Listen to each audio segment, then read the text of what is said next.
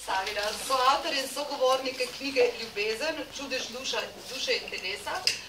Predstavili jo bomo s skupnimi močmi, z akademikom in pesnikom Cirilom Zlobcem, slikarkom Metko Krašovec, pesnikom Ivo Svetino in likovnim urednikom Pavletom Čakarjem.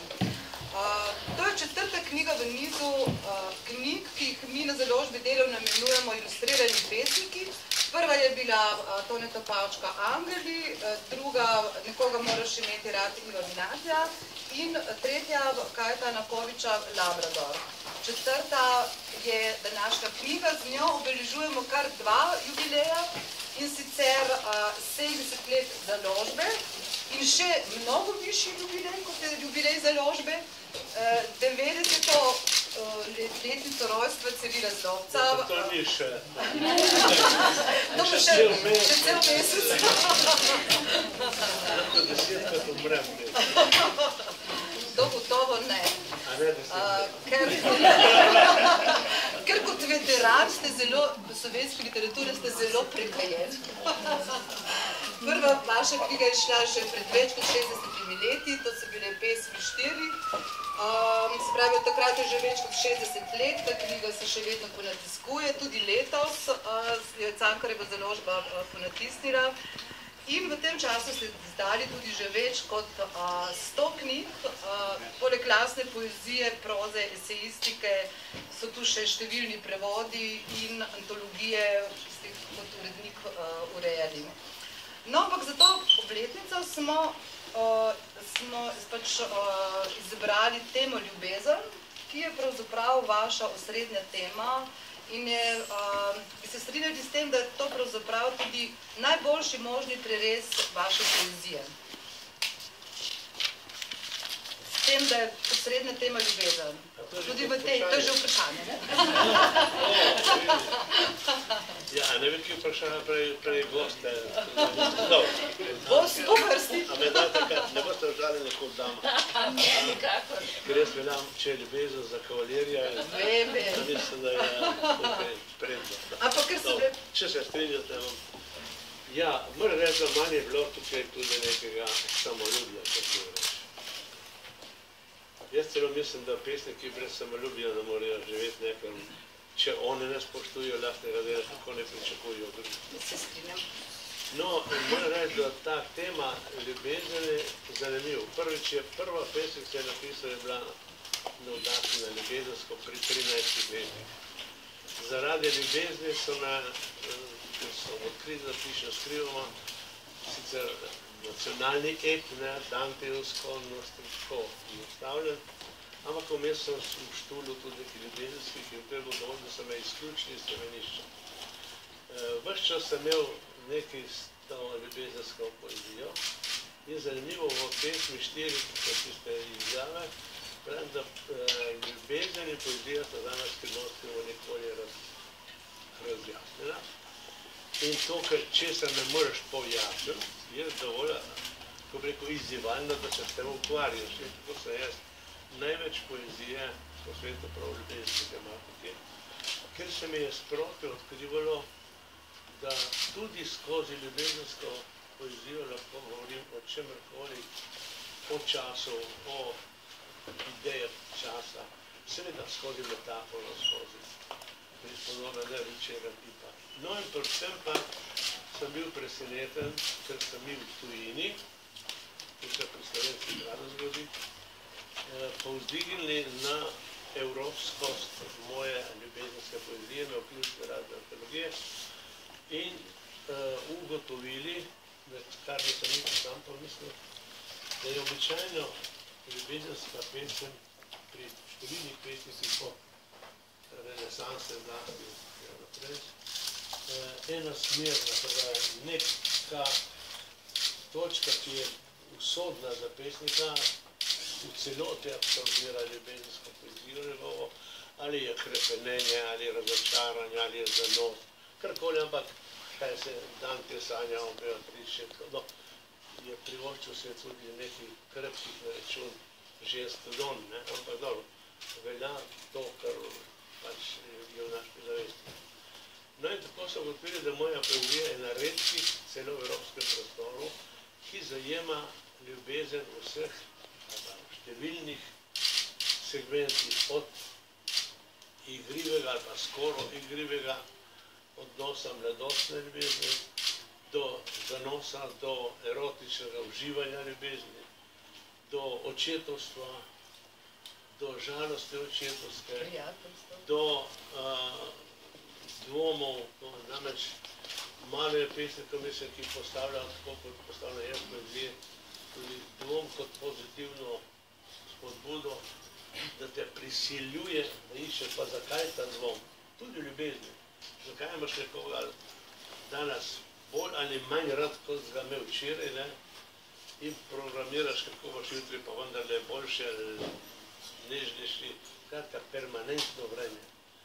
No, ampak to sem seveda, to laskavo oceno tujih kritikov, ki je napisal tudi v italijanskem, tržaškem in Piccolo, srednji časopis, zelo ugleden italijanski literarni zgodovinar, kritik, dal naslov sem mu zapisal moje zbirke, ljubezen pa ne samo to. To da pomembno se je. Slovenski kritik težko kaj to da, da ima kakšna stvar še, ko je varno dodano vrednost. Ampak dobro. Jaz se mislim, da to, kar nas v življenju dostikrat tlači, muči, veliko to nerazumevanje z javnostjo, pa ne bo s kritiko ali pravci, jaz predvsem s kritiko, da v končni soluciji je to lahko pozitivno, ker te sili, da si bolj borben, bolj trden v sebi, preverja samega sebe, jaz ti vam posletarimo potovanje iz sebe vase, kjer se ne daš in pa moraš pa najdeti novo energijo. Ampak predvsem bi jaz rad se to, tej knjige konkretno, rekel, da ni samo moja knjiga.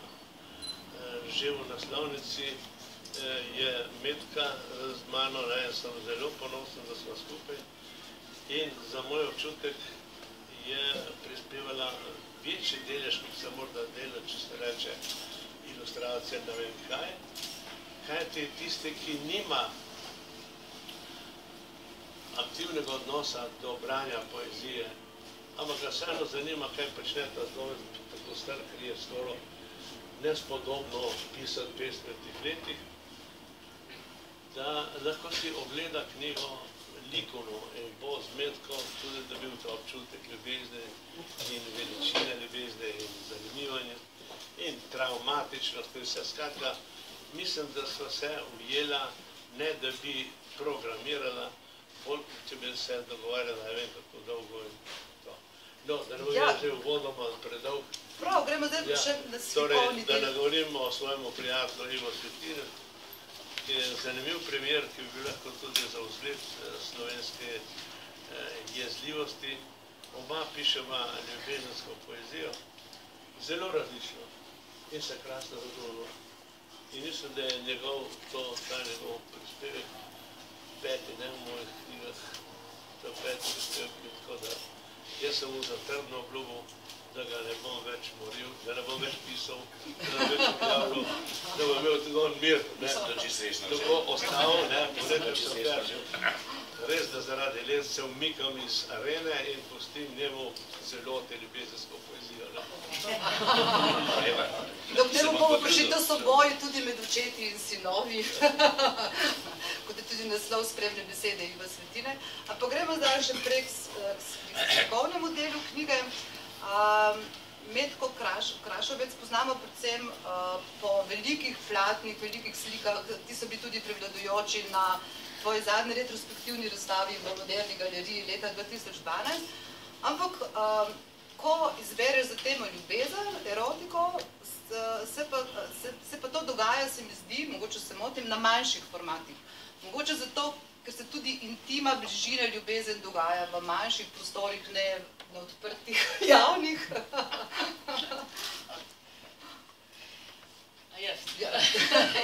To se pravi, te akvareli, ki so v knjigi, so nastajali v bistvu od leta 2 do leta 7 in so bili inspirirani in tudi namenjeni drugemu pesniku, s katerim poezijo pa niso bile kompatibilne.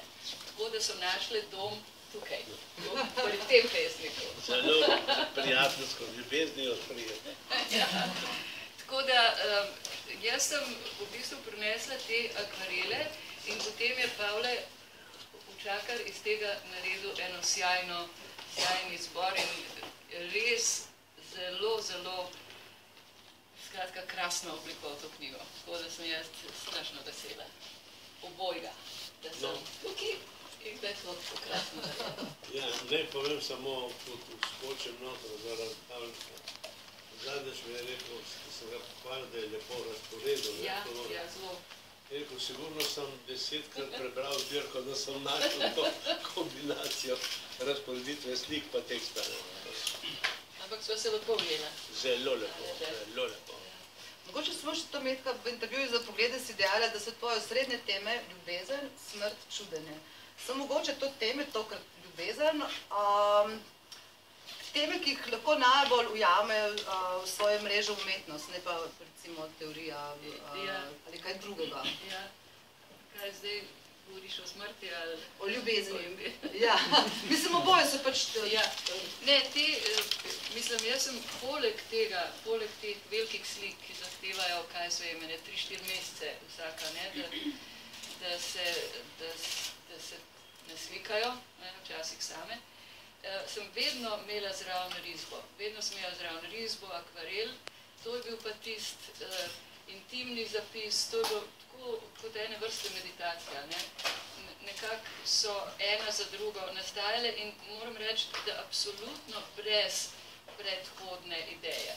To sprav ni bilo, zdaj bom pa jaz naredila nekaj žalostnega ali pa zdaj bom pa jaz naredila to. Ne, jaz sem enostavno risala ali pa slikala in stvar se je dogajala na papirju samem.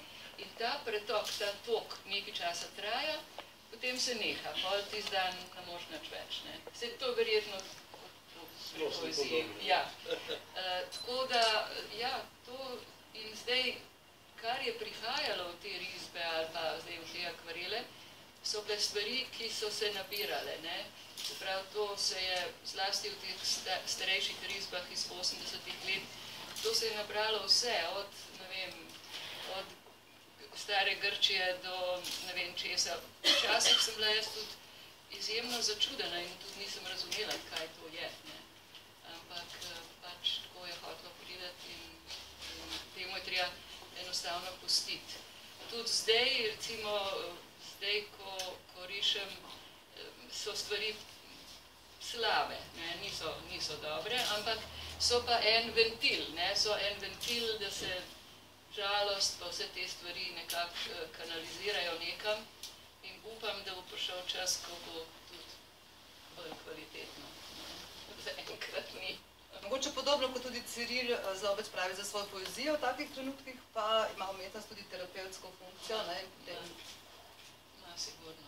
Zdaj včasih, jaz sem mislila, da bo potem kaj dobrega nastalo, ampak ni, ker takrat ni te energije, ni tega veselja, ni tega žara, sprav, pač je treba času. Treba to sprejeti. Ampak je bila akumulacija v preteklosti tako plodna in plodovita, da je to zame dovolj izbire. No, Pavel Učakar, kot likovni urednik,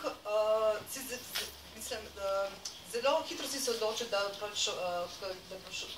si izbral Metko Kraševec kot dopolnilo k poeziji Cirila Zlobca.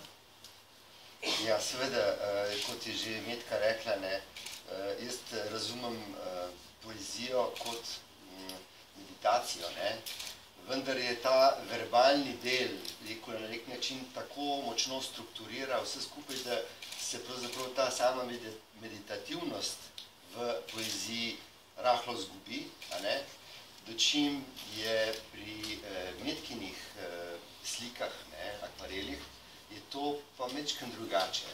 Takrat, naslikani so tako, da pravzaprav njeno telo govori oziroma slika te podobe. Seveda, tako kot je poezija gospoda Zlobca polna vseh možnih nijans, svetlob, teme in tako naprej, je podobno tudi pri metki, s tem, da pri metki delujejo neke zelo, zelo fine nijanse, recimo. Jaz sem dobil od metke več kot 100 teh primerkov in jih je bilo treba noter razporediti. Seveda je bilo treba prebrati pesmi enkrat, pa potem nazaj narihtati še enkrat in tako 10-krat. Zaradi tega, da sem nekako uspel spraviti določene podobe skupaj v smislu, da podoba govori z govorico telesa. Pri metki so to tako fine stvarce, neki premiki, recimo, ali pa čudna drža rok, ali pa nenavadna ljubska pozicija, recimo, parov in tako naprej. Tam jaz vidim ogromno govorice in moram reči, da to je bil eden, za likovnega urednika je to idealno delo. Takrat je vse tako lepo in tako fino gre, da preprosto ni druge kot uživati. Seveda gre za to, da se te podobe postavljajo v format kot v nek prostor, kot v neko puščavo belo, kjer se sicer pojavlja tudi sivina besedila, ampak vendar je užitek postavljati te figure v nek prostor, ki mi je odkazan, in na nek način se jaz ves čas pravzaprav pogovarjam tako z Cirilom kot z metko. Samo še to bi dodal, da me je presenetilo, prijetno presenetilo in si seveda to štejem v čast, da ko je bila knjiga sestavljena z moje strani, sem seveda poklical metko, se rekel, če bi prišla pogledati, če je to vse tako, kot ona misli, da je prav, pa je rekla, nič ne ugledala, rekla, sigurno je v redu. Hvala lepa. Čeprav si originalne risbe tudi večal in manjšal in s tem postavljal. Ja, se pravi, vsekakor jih je treba postavljati v prostor. Tudi v neki fazi sem pravzaprav te podobe oziroma cele formate s pesmimi vred tako pomanjšal, da nisem več mogel brati. Zaradi tega, da sem videl, kako se pletejo te podobe od prve do zadnje strani in da ustvarjajo neko svojo govorico, neko svojo dramaturgijo. Ritem je fantastičen, pa to je meni tako, sem toliko srečna, da si ohranil to belino. Ja, to je bilo belino in ritem, fantastično. Res. A ne? Torej, kot rečeno, to je užitek. Zame vsekakor. No, popotnico v knjigi pa je napisal Ivo Svetina z naslovom Očetje in sinovi in ta naslov bi lahko že vseboval konflikt, kot je običajno med očetje in sinovi, vendar med dvema gre za ustvarjalno sodelovanje že ves čas, čeprav sta pesniško bila na različnih bregovih. Ja, glede na to, da sem nekajkrat že pisal o Cirilovi poeziji, zmeraj znova seveda sem z veseljem tako prijetno nalogo sprejel. Tokrat me je doletel celo v nekem posebnem stanju, ker sem se na novo zaljubil in sem seveda zato te pesmi pravzaprav drugače doživljal, bolj intenzivno. No in seveda tisto, kar sem pa pravzaprav že samim naslovom v svojem tem krajšem zapisu izpostavil, je pa seveda, ja, če govorimo o teh očetih in sinovih, se lahko razume, da gre seveda za konflikt. Po drugi strani sem pa skušal upozoriti na to, na konkretnega Cirilovega sina Jašo, s katerim sem bila prijatelja, v času zasedbe filozofske fakultete, junija 71. leta, sem napisala celo nek manifest, takrat smo pač to resno jemali, kasneje se je stvar izkazala, da je seveda bila to velika utopija, ki me je pa seveda pomagala živeti, ker brez utopije živeti je seveda življenje muka in pravzaprav perspektiva. No, seveda, te očetje in sinovi pa tudi v smislu tega, da pravzaprav sinovi vedno iščemo tudi nadomestne očete. In seveda, če tako rečem, lahko Ciril Zlobcu sem svojega nadomestnega očeta našel. In to seveda zaradi poezije. ne nazadnje pa tudi zaradi njegove človeške drže, ki je seveda vedno, vedno pokončna, jasna, nikoli pravzaprav ni klonila pred vsem tistim, kar ga je pravzaprav življenje tudi naložilo v marsikakšno breme. Tako je tudi breme Jašine in Marine smrti. Kot sem takrat napisal v prejšnji knjigi, nekaj teh pesmi je resnično izjemnih, vrhunskih, najlepših, posvečenih Bari, recimo pesmi.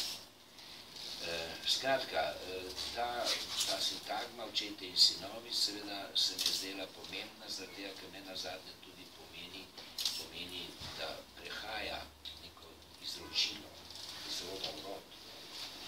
In seveda poezija oziroma ljubezen in poezija sta tisti dve, ki sta pravzaprav res čudež.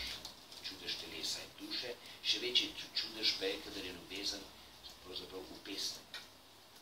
In tu sem počasi začel odkrivati, da vse, kar se je v moderni poeziji zgodilo, recimo, po romantiki, od romantike dalje, vsi mogoče poskusi, da bi se poezija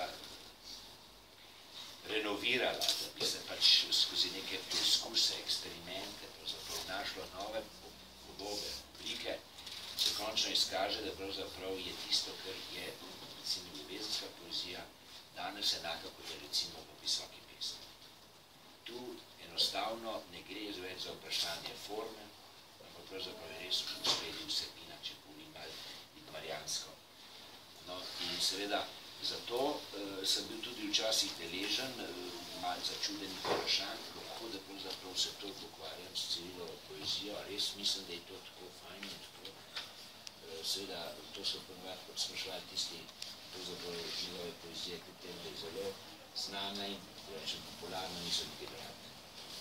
No, kaj hočem reči? To, da je seveda inspiracija pri nekem takem krajšem zapisu seveda bila tako močna, zaradi tega, ker pač že desetletja imamo s Cirilom na nek način dialog. Seveda, glede na to, da sem tudi sam pravzaprav precej pesmi, napisal, ki so imele tudi neko konkreten, da tako rečem, cilj, torej opisovanje neke ljubene osebe, tudi v vseh mogočih legah, od temnih do svetlih, od radostnih do žalostnih, od hrepenenja do upa. No, čeprav je seveda, bom rekel, nisem v tem smislu toliko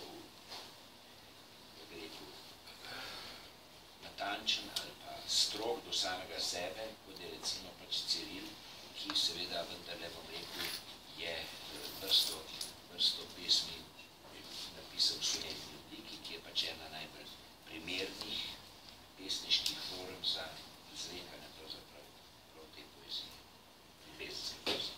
In to njegovo poezijo si povezal z izročili italijanskega komunizma, ker je v spredju bolj iskanje sozvočja, kot če se drugoga. Ja.